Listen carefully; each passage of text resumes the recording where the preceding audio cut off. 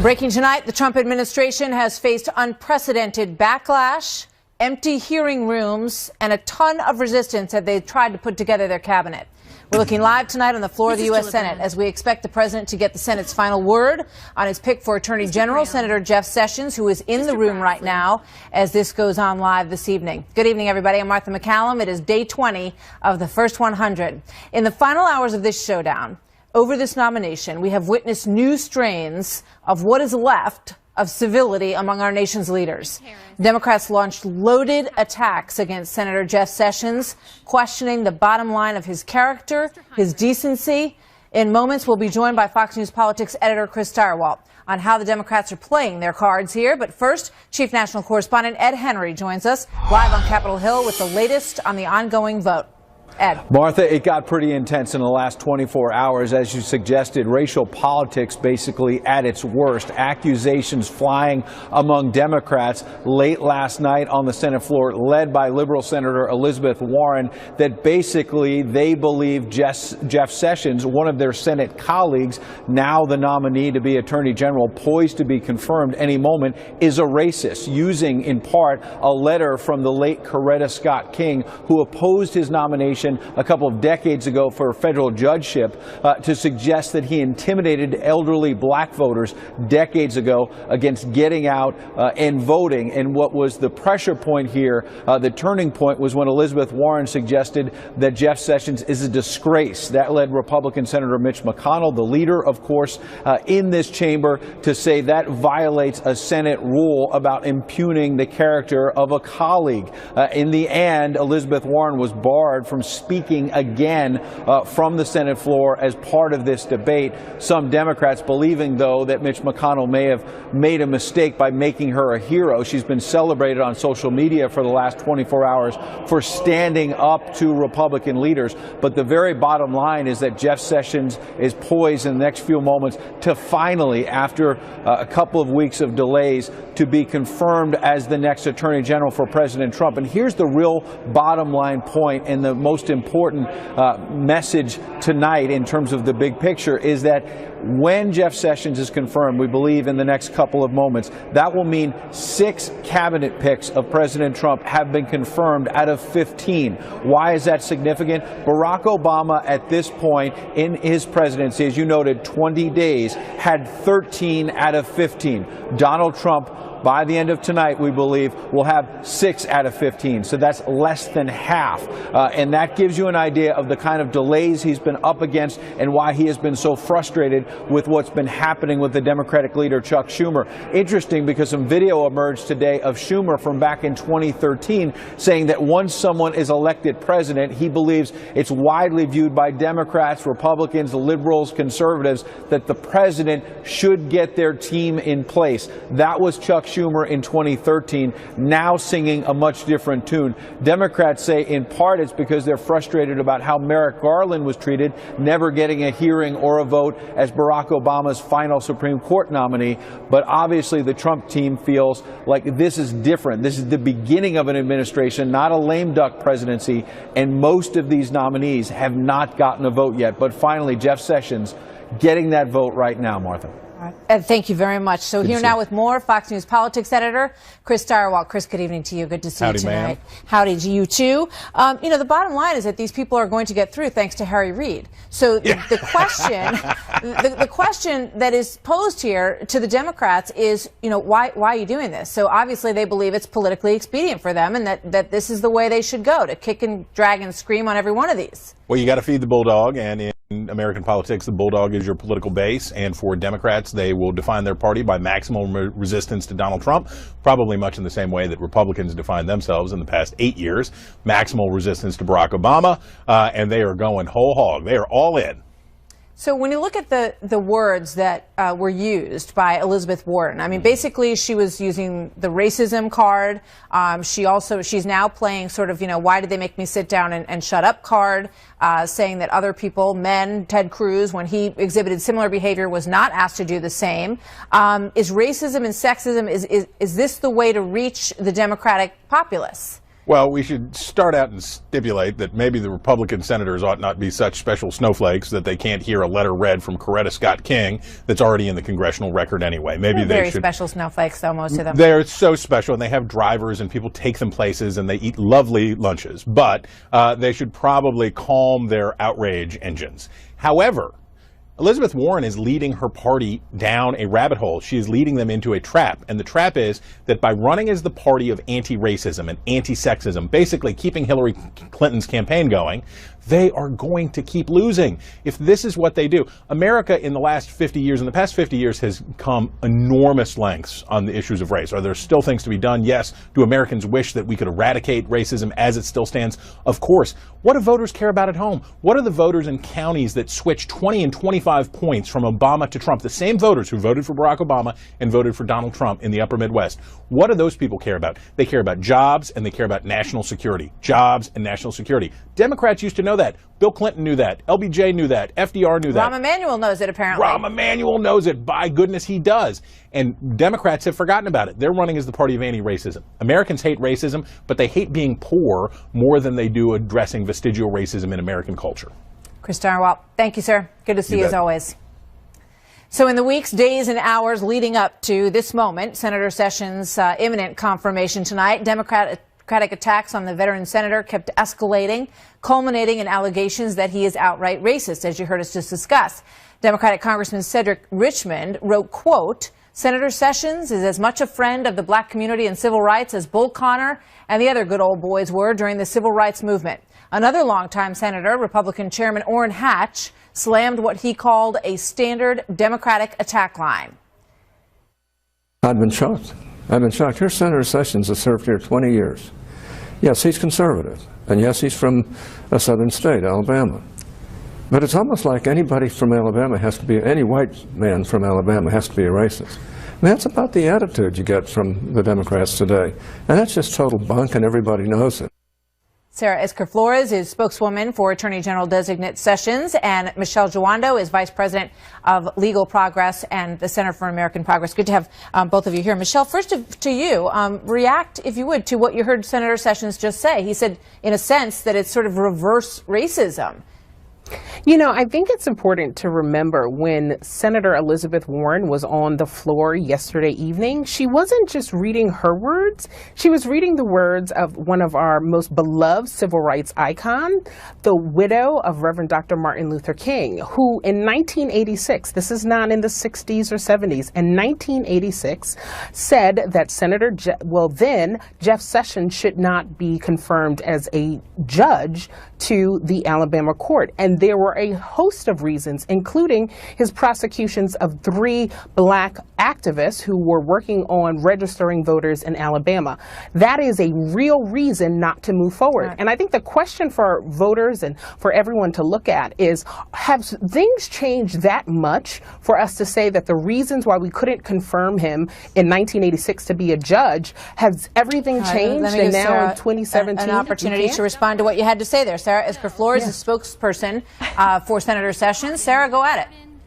Well, there's so much there. So first of all, this case that she's referring to was brought on behalf of black voters who had actually complained that their votes had been changed, their absentee ballots had been changed. Second, what has changed? The witnesses at that 1986 hearing, several of whom recanted or were discredited, and you have senators in this chamber who have worked with Senator Sessions now for the last 20 years, know his character, know that he is a good man. What we're seeing is disgusting politics at work and hypocrisy and playing to your base at all costs. It's dishonorable, and it's really disappointing.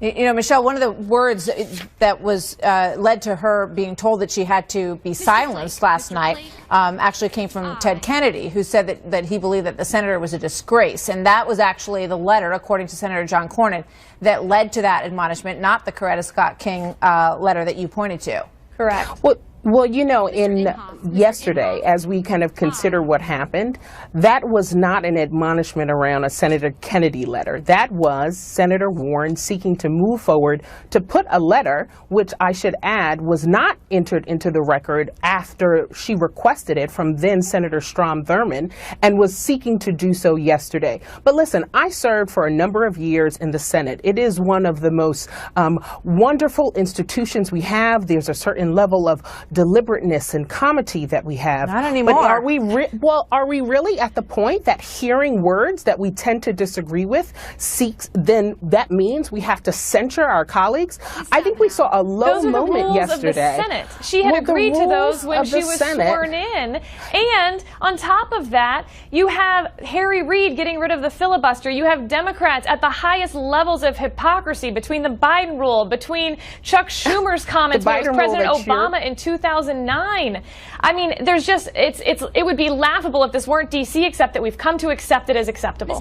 You know, there's a difference between obstruction and resistance. And what we see right now are Democrats who are saying, you know what, I am going to resist what I see are unconstitutional moves, which are cabinet nominees that shouldn't be moving forth. The Attorney General is not the president's rule, it's the people's There was a Politico. Indeed, the people are an important part of this. A Politico poll that showed that majority of Democrats agree with what Michelle's saying, that they want resist. They want obstruction if necessary, and they want their folks in the Senate to resist, and that's what we're seeing. I'm sure they do, and I'm sure the Democrats will keep playing this losing hand. It's why for the last 8 years they've lost over 1,000 seats. And every chance that the American people have gotten to vote recently, they voted for Republicans. It's why you have a Republican White House, a Republican Senate, a Republican Congress. 25 states are under full Republican control. Do you know how many states are under Democrat control? 5 at this point. So they keep playing this hand, they keep losing it. We saw it with the war on women. We see it with this. If you disagree with them, you're racist. You're not a real woman. You're not a minority if you don't agree with the Democratic policies, and the American people keep rejecting it. So Michelle, Sarah's saying that it's out of touch, you know, that these arguments are not where the hearts and minds of people in this country are right now, and that's why your side has been losing elections. Does that hit home at all with you?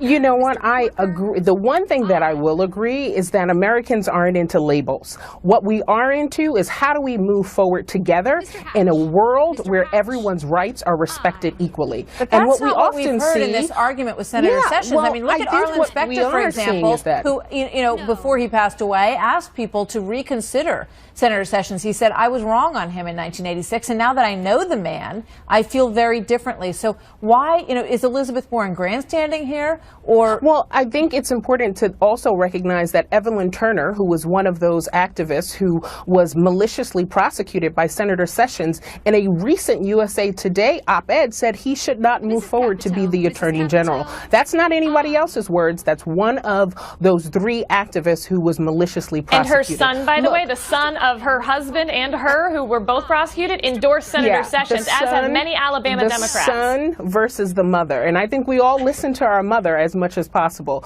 Look, well, clearly the son felt so strongly he where disagreed. The American people want to be is they want to make sure that this government is going to represent everyone's interests. And we haven't seen that with the cabinet nominees. And the onus is not on the Democrats to prove that. The onus is on this administration. Quite frankly, the Tea Party. Charles Schumer said in a soundbite that we have from a while back, look, you have to respect the picks of the president. That's the way he felt when President Obama was there. So all of this pushing back and all of this resistance may not reflect well with your voters in the long run. I mean, Jeff Sessions is, 99% about to be confirmed in this spot. So, I mean, at some point, does this resistance reflect really poorly on them? I was in the Senate during the Tea Party movement, and one of the best lessons that I think Democrats are paying attention to and watching progressives all over the country is how the Tea Party movement turned into the Tea Party caucus that then has affected everything from budget negotiations to who's actually in Senate leadership, Senate and House leadership. And I think that's what you're seeing from progressives all over who are saying, we want to make sure that this government represents all of us, not just some of us, not just the 1%, not the wealthy billionaires and millionaires, but that speaks to everyone. And that's really where the resistance is. Saying, Democrats are saying Republicans taught them all these tricks over the last 8 years, and they learned them well.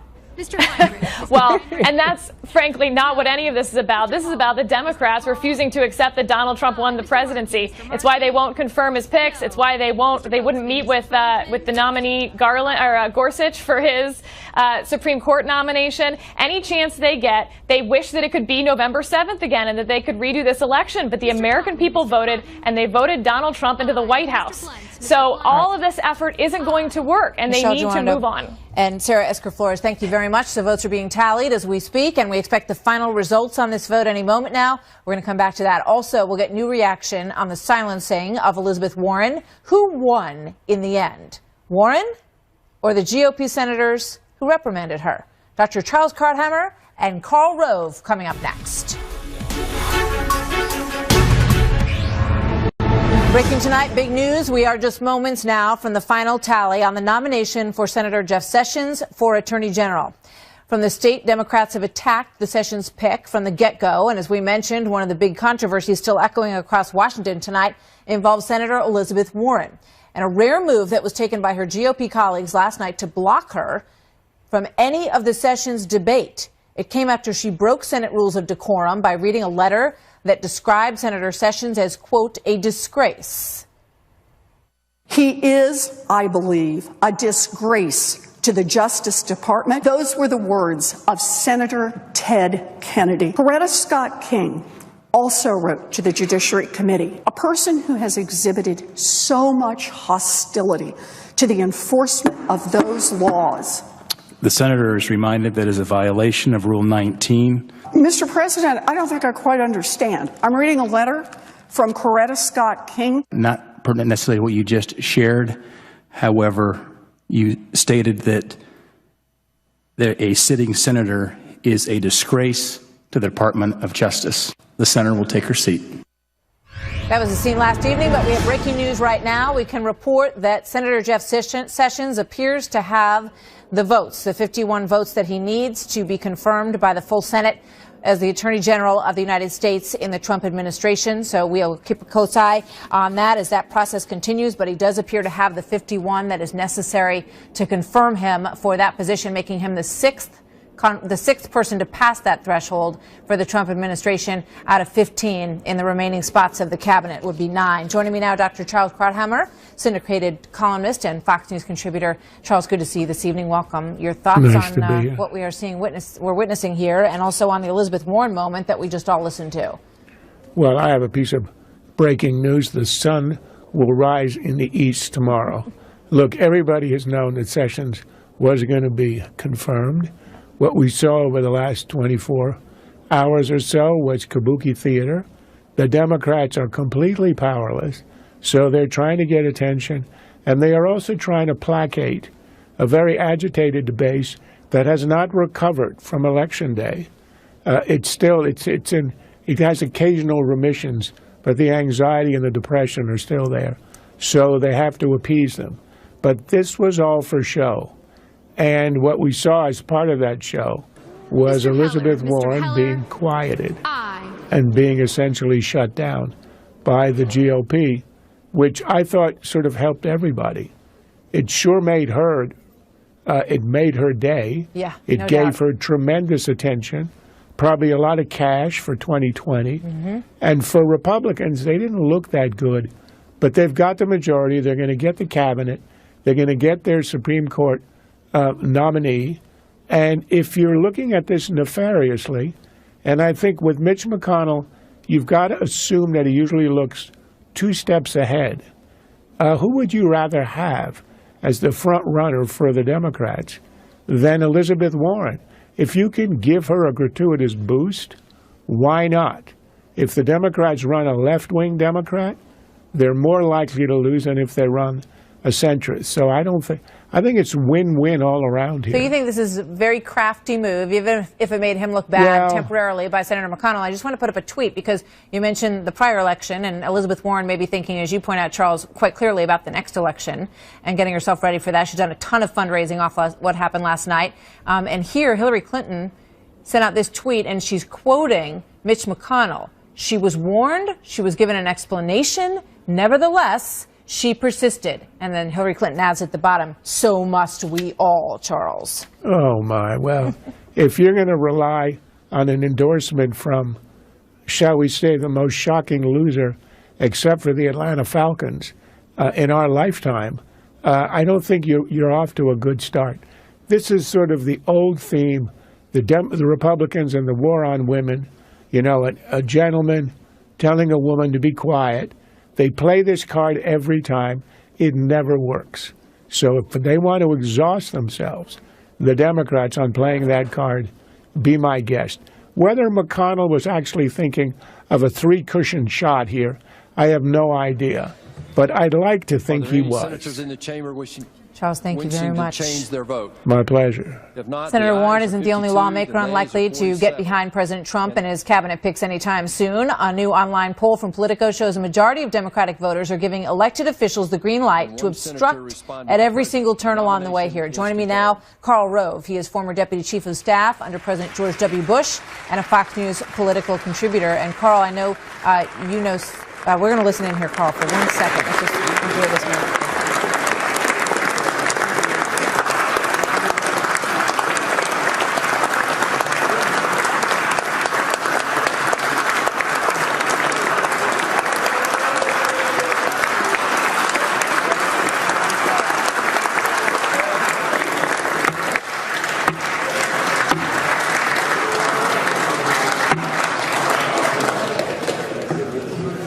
Majority Leader. I move to reconsider the vote on the Do you have nomination. order? I move to reconsider the vote. Question is on the motion to be reconsidered. I move to table the motion to reconsider. The question is on the motion to table. All those in favor say aye. Aye. All those opposed say no. I ask unanimous consent. The ayes appear to have it. The ayes do have it. The motion is agreed to. I ask unanimous consent the mandatory quorum call be waived. Is there objection? Without objection. All right, let's bring in Karl Rove for comment on this. Former Deputy Chief of Staff, as we said, under President George W. Bush. Karl, you look at that vote, it's pretty close. Tillerson's vote was also pretty close, and I'm reminded of the fact that Senator Sessions voted to confirm Eric Holder for President Obama, and those votes were much stronger, with much less opposition.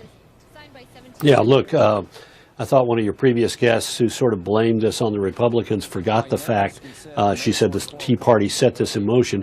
When President Obama came in, virtually every one of his nominees was supported, many of them in voice votes. The president was given the due deference that any president deserves to put his cabinet in place. The degree of partisanship that is being exhibited now is beyond belief. It is not helpful to the process. In the short run, I think it's helpful to the Democrats, particularly the left wing of the Democrats, as Charles said, but it's also helpful to the Republicans. But ultimately, this just leads to more poisoning of the water, more poison into the atmosphere, and more difficulty to bring our country together. Pretty poisonous, to be sure. And to that, I want to play for everybody at home and for you, Karl, this from Senator Tim Scott. He stood up and read some of the tweets that he received for supporting Senator Jeff Sessions. Watch this. A white man in a black body. You are a disgrace to the black race. How does a black man turn on his own? Senator Tim Scott is not an Uncle Tom. He doesn't have a shred of honor. He's a house Negro, like the one in Django. I'm a complete horror. A black man who is a racist against black people. A big Uncle Tom piece of fertilizer. Think for yourselves. You are a disgrace to your race. I left out all the ones that used the N-word. Just felt like that would not be appropriate. That is sad. And that's where we are, Karl. Mm-hmm. And you know what's amazing to me is the characterization of, look, I understand Coretta Scott King's letter. Let's talk about that case for a minute. A group of local black elected officials in Perry County, Alabama, complained to the U.S. Attorney about fraud because in this county of roughly 15,000 people, more people had cast absentee ballots than in the entire city of Birmingham, which has 700,000 people. And there was pretty widespread sense that in this largely black community, that black elected officials had an effort led against them by other blacks to play around with the absentee ballots. Now, one of the three people charged was a longtime associate of the King family. And I can understand Coretta Scott King coming forward and at the time defending her family friend. But the fact of the matter is that this was not a case involving white versus black or black versus white. This was an overwhelmingly black county with black elected officials who felt that they had been the victims of election chicanery by other blacks, and the U.S. attorney had an obligation to investigate and file charges if need be. Carl, thank you very much. Karl Rove joining us tonight. So we are also tracking the legal fight over the president's executive order restricting travel from 7 countries and identified as hotbeds of terror. These 3 judges hold that fate in their hands tonight. And while no decision is set for right now, an announcement from this panel is expected really at any time as the president decision order hangs in the balance. Mr. Trump is calling on the courts to do the right thing. Here he is talking about that. And I don't ever want to call a court biased, so I won't call it biased. And we haven't had a decision yet. But courts seem to be so political. And it would be so great for our justice system if they would be able to read a statement and do what's right. To Trace Gallagher now in our LA newsroom. Hi, Trace. Hi, Martha. When you consider about national security, it all comes down to the vetting process for refugees and visa applicants. And Homeland Security Secretary John Kelly says the problem is the U.S. government has very little information to work with. He says customs agents are forced to rely mainly on background questions and documentation. And when you are dealing with failed states like Syria and Somalia, the documentation, including passports and driver's licenses, is often inaccurate. So when you ask someone what town they're from and what they do for a living, it comes down to the honor system. And Secretary Kelly says when you're dealing with national security, that is not good enough. One idea being bandied about by DHS is the ability to fully check a refugee or visa applicant's social media footprint. Listen. But if they come in and say, we want to say, for instance, what websites do you visit, and give us your passwords so that we can see what they do on the internet. And, you know, this might be a week, might be a month. They may wait some time for us to vet. If they don't want to give us that information, then they don't come. We may look at we want to get on their social media with passwords. What do you do? What do you say? If they don't want to, cooperate, then they don't come in. Secretary Kelly says looking at phone records and financial records might also be a possibility. Back in December, the Obama administration began asking foreign travelers to voluntarily provide their Facebook, Twitter, and other social media accounts upon arrival in the U.S. They were not asked for passwords, but it still drew big-time opposition from privacy advocates and tech giants like Facebook and Google, who said it threatens free expression. But if you look back at the San Bernardino terrorists, private Facebook messages sent by the wife, Tashfeen Malik, years before the attack did indicate that she had been radicalized. And she was not from one of the 7 mostly Muslim countries included in President Trump's temporary travel ban. Experts also point out fake social media accounts and private accounts are very easy to create, and that the bad guys would likely find a way around whatever vetting policy DHS puts in place. Martha. Thanks, Trace. So joining us now with their take, Republican Congressman Sean Duffy was one of President Trump's first supporters in Congress, and Robert Zimmerman is a Democratic strategist and DNC committee member. Gentlemen, thank you both for being here tonight. I want to get first to this piece of news that happened just a little while ago, and it has to do with Judge Gorsuch, who made some comments about President Trump's comments on the judiciary. Here is what Senator Blumenthal, who spoke with Judge Gorsuch today, had to say about their discussion. He certainly expressed to me that he is disheartened by the demoralizing and abhorrent comments made by President Trump about the judiciary. Representative Duffy, what do you think about that? Is that a problem for you? Well, first off, I think this is through the lens of a Democrat senator, so we have to take that. It was confirmed. The comment was confirmed by Judge Gorsuch's spokesperson as well.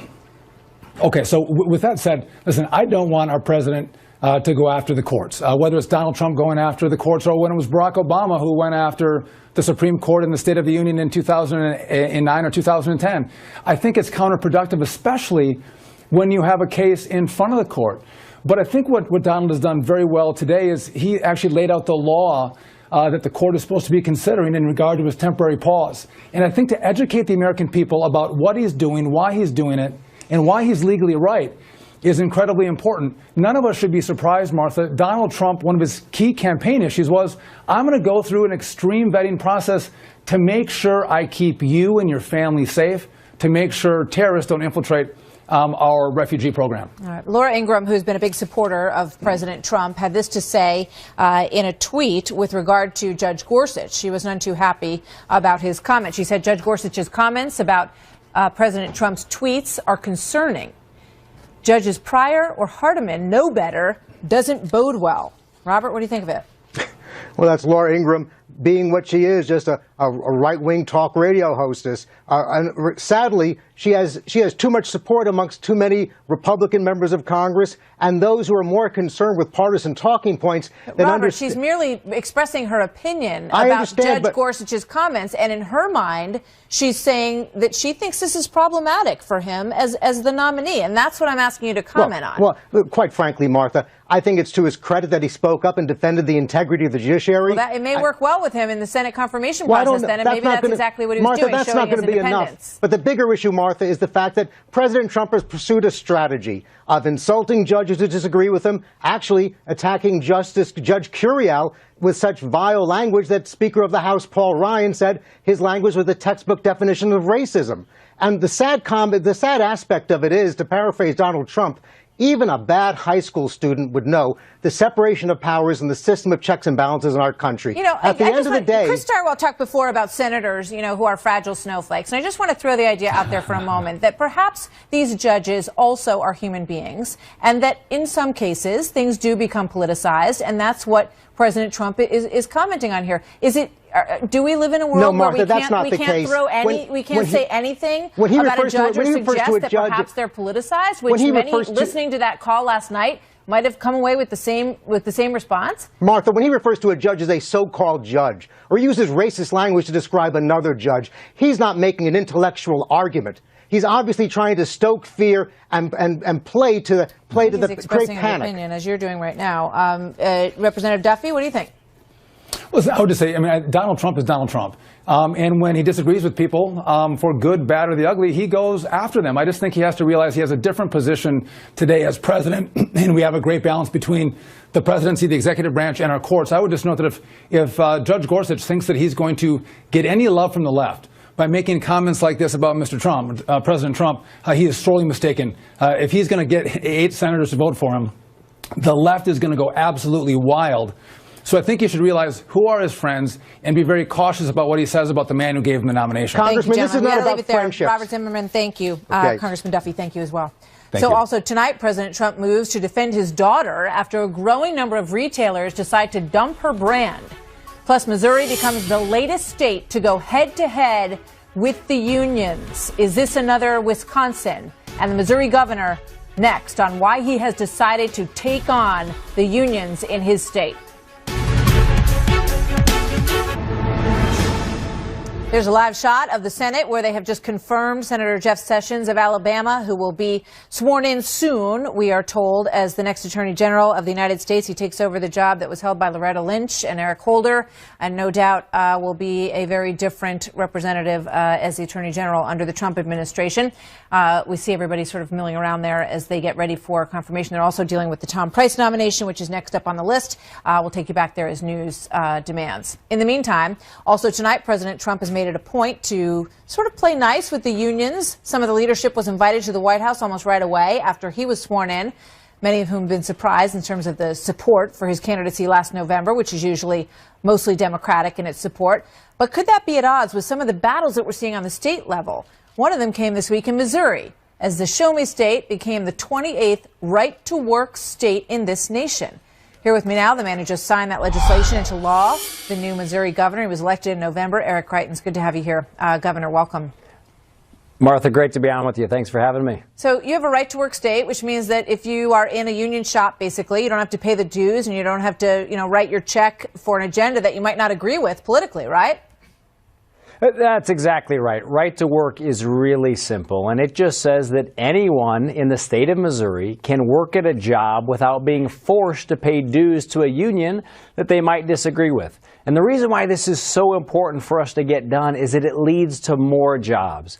You know, Martha, I'm a conservative outsider, came to Jefferson City to fight for the people of Missouri, and we're willing to take on these fights because it's going to lead to more jobs and bigger paychecks for the people of the state of Missouri. Well, you remember what happened with Scott Walker. He ended up having a recall vote. People were climbing in and out of the windows of the State House. Are we likely to see the same situation in Missouri? Well, I can tell you for sure we've had a tremendous battle here in the state of Missouri. During the campaign even, we had union bosses that spent millions of dollars attacking me. They attacked my service as a Navy SEAL. They attacked the work that I'd done with veterans.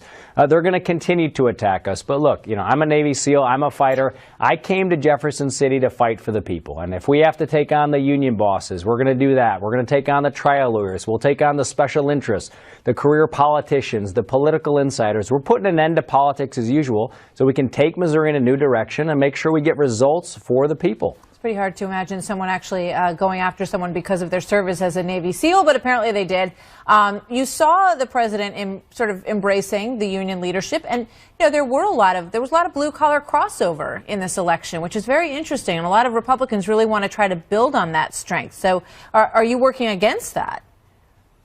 No, we had tremendous support from people all over the state of Missouri who recognize that our agenda represents hope to make sure that we've got more jobs and higher pay here in the state of Missouri. And we just went out and we made our case to people, and it's one of the reasons why we had so much support from people all over the state of Missouri. You know, we pointed to some of our fellow Midwestern states like Indiana and Michigan, which both signed right to work and have been leading the country in new factory job growth.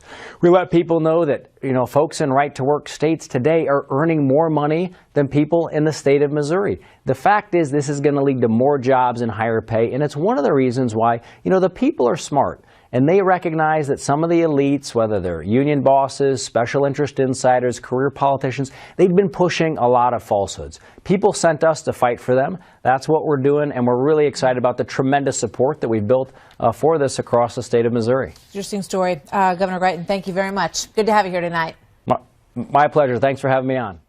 So also tonight, President Trump moves to defend his daughter after a growing number of retailers decide to dump her brand. He tweeted this: "My daughter Ivanka has been treated so unfairly by Nordstrom. She is a great person, always pushing me to do the right thing. Terrible!" Exclamation point. See what's happened since that when we come back.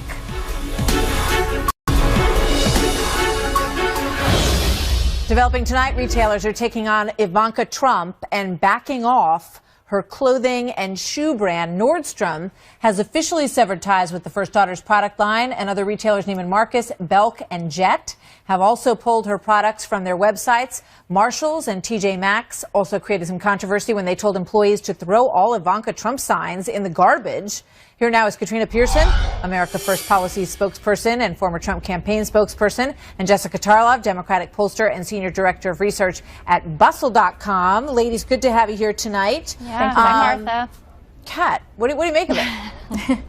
Well, I mean, clearly there is politics involved here. I can tell you as a consumer and someone that's familiar with Ivanka Trump's brand, that it is doing quite well. And based upon the statement that they put out, that the brand is actually expanding, I have no reason to doubt that, because there are many young women entering the workplace, working women like myself, who appreciate quality, classy business apparel at an affordable price. So the brand hasn't changed, Martha, but what has changed is the political activism on behalf of CEOs or retailers in this case, something that this cycle has seen that we haven't seen in the past. I mean, it does seem very coincidental. You know, I mean, I can't really understand any retailer deciding not to sell something if people want to buy it, right? I mean, that just, it just doesn't make any sense. Exactly. But when you've got all of these people sort of piling on simultaneously, it does smack of some sort of political message that they're trying to send. Well, that's a different issue than what Katrina's talking about. I think the American public was sending a message that they don't want to support Ivanka Trump or by extension, her father there. But this is just free market capitalism. This should be celebrated in this country. Donald Trump claims he is a free market capitalist, actually. So I don't understand what the problem here is. Americans were not showing up to buy these products. Why should stores continue to carry them when they're not making a profit? I mean, Nordstrom released their numbers, and they showed the downward spiral there. And Ivanka, or the company at least, commented that she was notified in early January of the fact that they were going to sever ties with her brand. Well, Katrina, what about her commitment? Because Ivanka Trump said that she was removing herself, from the company so that she could go to Washington. Her husband is a close advisor to the president, obviously. And the president has also said he's going to step away from his interests. So this tweet raised a lot of eyebrows with people who said, wait a minute, I thought they weren't really involved in that stuff anymore. Well, she's removing herself from the company, and the president definitely tweeted to defend his daughter from something that is more of a political activism, not necessarily because of the sales, as I said before. The brand is doing very well, and the company says that they're even expanding. But at there are a lot Nordstrom, of people, at TJ Maxx, there are a talk lot about of these people that are specific currently retailers buying the brand. But more importantly, Ivanka Trump is the daughter of the President of the United States. We have seen her attacked publicly. We have seen her attacked when she's been privately with her family. And because there is a pile on, Martha, and we talk about timing here, it really is uncanny how these retailers, which most retailers by this time have already purchased from their vendors for this season, suddenly the president signs a ban, a travel moratorium, and suddenly now her brand's not doing so great. That just doesn't make sense. Well, I love that you use the word ban, since you guys denied for so long that it was a ban. So that's thrilling here. I think that's what has happened, is there has been a hit to her sales, as each of these companies have discussed. We also should get to the fact that Donald Trump is meddling in the free market, like he did with Carrier, like he did with Lockheed Martin, like he did with Boeing. And the administration wants us to celebrate when there are more jobs created, the 700 allegedly that were created from the Carrier deal, for instance. And I want every American to have a good, high-paying job. But this is an abuse of the presidency. Ethics czars have said this as well. What you're seeing is free market capitalism at work that should be celebrated on both sides of the aisle. Well, Jessica, I heard the shoes are super People aren't speaking. The American people aren't speaking. This is someone that did a hashtag out of San Francisco. This is not about women. It's not about empowerment. Thank you, It's not about any of that. Jessica, Katrina, good to see you both. So we have some more news breaking on Capitol Hill. The Senator Sessions decision you have heard. He is now addressing some of the people who were describing him as a disgrace just 24 hours ago. Back on that, and more news on Tom Price as well in a moment.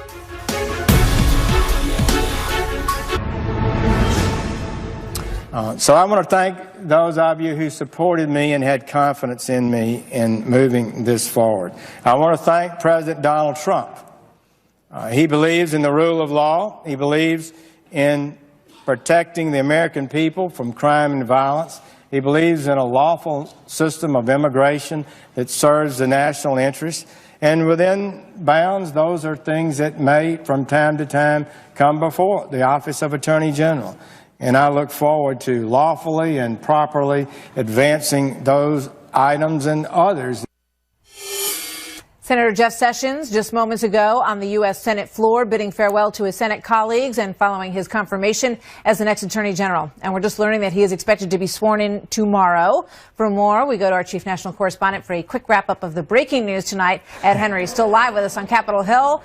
Ed. Well, Martha, good to see you. In fact, Jeff Sessions delivering that farewell address as we speak on the Senate floor. Interesting, a moment ago he was talking about how he's always been courteous to colleagues, maybe a not-so-subtle shot to Elizabeth Warren and other Democrats who are accusing him of being a racist. Jeff Sessions supporters noting he is someone who, as Attorney General of Alabama years ago, desegregated the schools in that state and also prosecuted a KKK leader. A lot of that forgotten in this fiery debate. Bottom line, he was just confirmed 52 to 47, obviously a party line vote. Only one Democrat, Joe Manchin of West Virginia, supporting him. But just moments ago, Manchin revealing while he voted yes on Sessions, he'll vote no on Tom Price, the president's pick to be Health and Human Services Secretary. Democrats have concerns about him buying health care stocks, among other things. Because of these delaying tactics, Price will finally get a vote, yes, 2 a.m. Friday morning. Martha? Wow. Ed, thank you very much. Good to see you. So Senator Sessions has spent a great deal of his time in the Senate on the issue of immigration. There's been much said about what he has said in the past and what he believes. So his own words are our quote of the night.